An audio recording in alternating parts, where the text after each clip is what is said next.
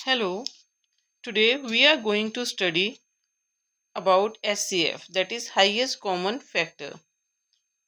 आज हम सीखेंगे कि हम कैसे, जब हमें 3 नंबर दिए गए हैं या 3 डिजिट्स दिए गए हैं, उनको हमें बोला गया है कि हमें इनका SCF फाइंड करना, तो हम कैसे कर सकते हैं। सबसे पहले हम फैक्टर्स किसके बनाएंगे, 12 के। और जब हम फाइंड कर रहे हैं, हम प्राइम फैक्टराइजेशन मेथड यूज़ कर रहे हैं। सबसे छोटा प्राइम नंबर हमारा कौन सा होता है, 2। 2 टाइम्स मतलब कि 2 को किससे मल्टीप्लाई करें कि हमारे पास 12 आ जाए। तो हमने क्या किया, 2 को 6 के साथ अगर हम मल्टीप्लाई करते हैं तो हमारे पास क्या आ जाता है, 12। ठीक है। फिर हमें पता है कि 6 जो है वो फिर 2 के साथ जा सकता है। अब हम 2 के साथ क्या मल्टीप्लाई करें कि हमारे पास 6 आ जाए। तो 2 टाइम्स 3 कितना होता है, 6। अब 3 तो 2 के टेबल में आ नहीं सकता, और 2 के बाद हमारा जो नेक्स्ट प्राइम नंबर है वो कौन सा है, 3। 3 वन ज़ा 3। ठीक है। अब हमारा नेक्स्ट नंबर जो है वो क्या है, 15।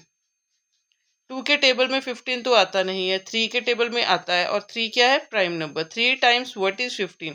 3 को किस नंबर के साथ हम मल्टीप्लाई करें कि हमारे पास 15 आ जाए, तो 5। 5 3 के टेबल में आएगा नहीं। नेक्स्ट हमारा प्राइम नंबर कौन सा है, 5।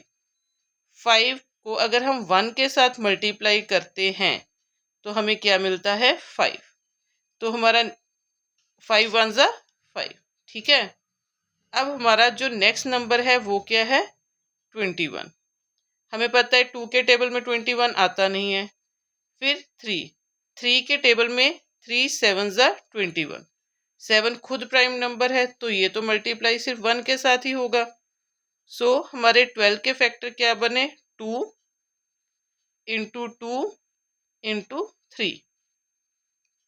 15 के क्या बने, 3 इंटू 5। 21 के क्या बने, 3 इंटू 7। 3 यहाँ पे भी है, यहाँ पे भी है, यहाँ पे भी है, और कोई फैक्टर है ही नहीं या नंबर है ही नहीं जो तीनों में कॉमन हो। सो हमारा SCF कितना हो गया, 3। इसमें कोई डिफिकल्टी है आपको, क्योंकि बिल्कुल सिंपल है। हमने प्राइम फैक्टराइजेशन मेथड यूज करके इनके फैक्टर्स फाइंड किए, और जो कॉमन था फैक्टर तीनों का, वही हमारा क्या हो गया, हाईएस्ट कॉमन फैक्टर। कॉमन का क्या मतलब है, जो तीनों में या 4 नंबर हैं, चारों में सब में कॉमन फीचर। अब जो पंजाब में लोग रह रहे हैं तो उनका कॉमन क्या हो जाता है कि वो पंजाबी बोलते हैं। ठीक है, इस हिसाब से हम कह सकते हैं। अब हम नेक्स्ट ऐसे ही एक और क्वेश्चन का फाइंड करते हैं, SCF। ठीक है। अगर आपको कोई डाउट है, कई बच्चों को टेबल्स नहीं आते हैं, अगर आपको LCM SCF फाइंड करना है तो सबसे पहली चीज़ ये है कि आपको टेबल्स आने चाहिए, क्योंकि अगर आपको पता है ये टेबल, आपका टाइम उतना ही सेव हो जाएगा। तो हमारा भी नेक्स्ट क्वेश्चन जो है जिसका हमने SCF फाइंड करना है वो है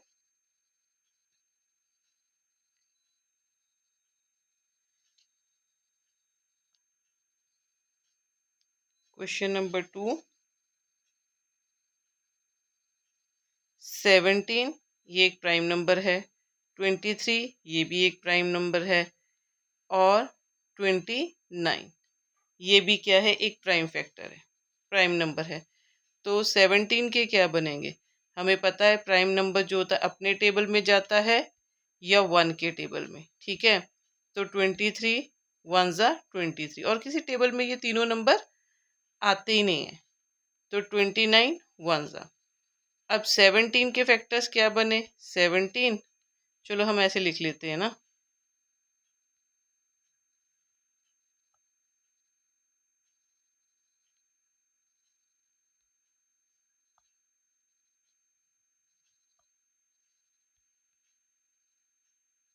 1।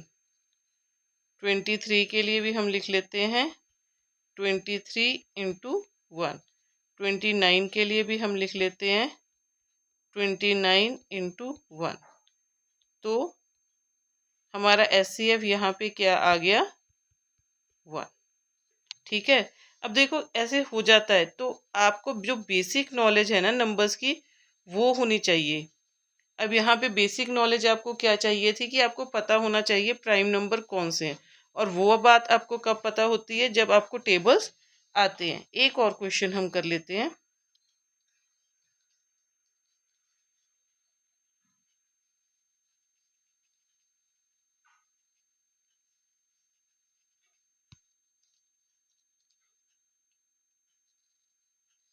हमारा नेक्स्ट क्वेश्चन है 8, 9 और थर्ड नंबर है हमारा 25।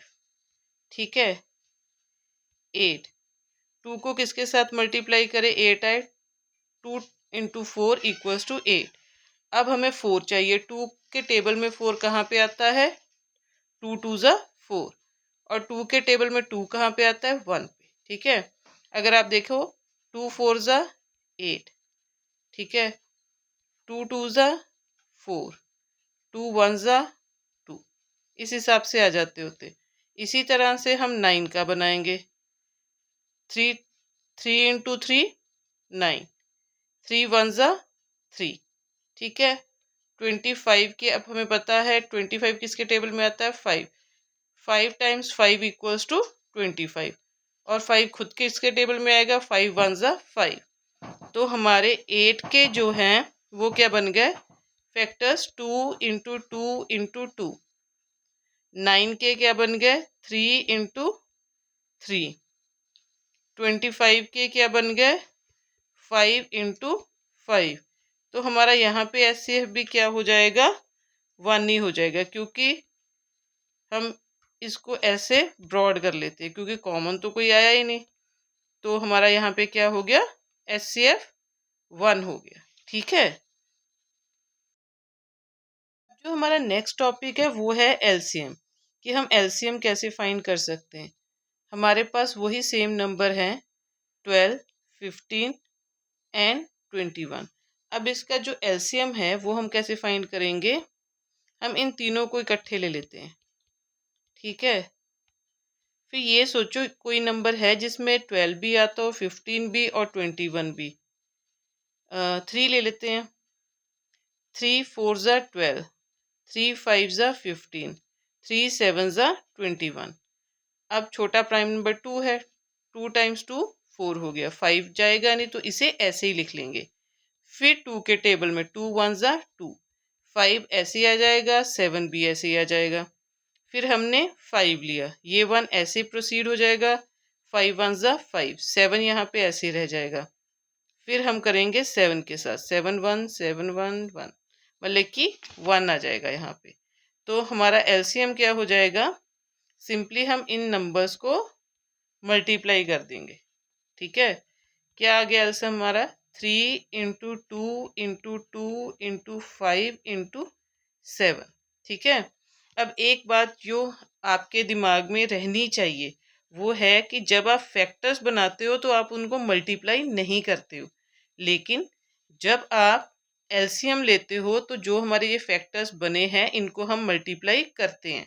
तो ये कितना आ गया, 3 टाइम्स 2 6, 6 2 ज़ा 12, 12 5 ज़ा 60, 60 इंटू 7 दैट इक्वल्स टू 420। तो ये आपका आंसर आ गया। ठीक है, अब हम एक और क्वेश्चन करते हैं।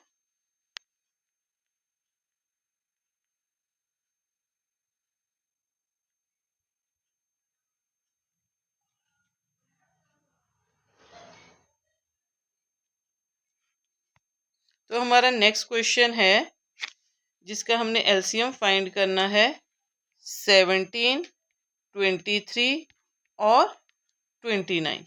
ठीक है, 17, 23, 29। अब ये तीनों नंबर जो है हमारे क्या है, प्राइम नंबर। 17 1 ज़ा 17, 23 ऐसे आ जाएगा, 29 भी। फिर हम 23 के टेबल के साथ करेंगे, 23 1 ज़ा 23, फिर 29 के साथ 1 1 1। तो एलसीएम क्या आ गया अपना, 17 इंटू 23 इंटू 29। एक मिनट रुकिएगा।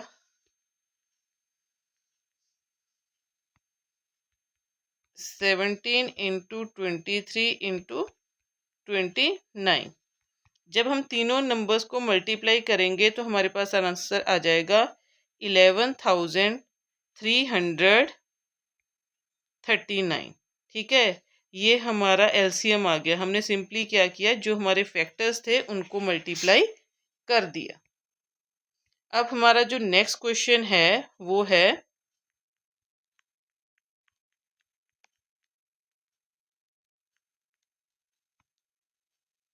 8, 9 और 25। 8, 9, 25। सबसे पहले 2 के टेबल के साथ करते हैं। 2 4 ज़ा 8, 9 जाएगा नहीं, 25 भी नहीं जाएगा क्योंकि 2 के टेबल में आता ही नहीं। 2 2 ज़ा 4।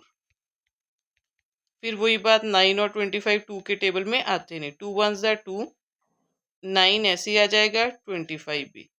फिर 3 के टेबल का 3 1 ज़ा 3, 3 3 ज़ा 9 और 25 ऐसा सच रह जाएगा। फिर 3 1 ऐसे ही, 3 1 ज़ा 3, यहाँ पे 25। फिर 5 के साथ 1 1, 5 5 ज़ा 25 और ये। अब हमारे फैक्टर्स क्या हैं, 2 2 ज़ा 4, 4 2 ज़ा 8, 8 3 ज़ा 24, 24 3 का कितना होगा हमारा, 24 3 को अगर हम मल्टीप्लाई करते हैं तो हमारे पास आता है 24 इंटू 3 72, 72 इंटू 5 360, 360 इंटू 5 1800। एक बार आप भी करके देखिए कि आपका इतना आ रहा है। तो हमारा आंसर इसके लिए जो एलसीएम आएगा वो आएगा 1800 और यही हमारा फाइनल आंसर है। आज की क्लास के लिए इतना ही। ठीक है, आप देखना जो आपका क्वेश्चन नंबर 3 है, रियल नंबर्स चैप्टर 1 एक्सरसाइज 1.1, वो सेम ये क्वेश्चन है, तो आप प्रैक्टिस भी कर सकते हो।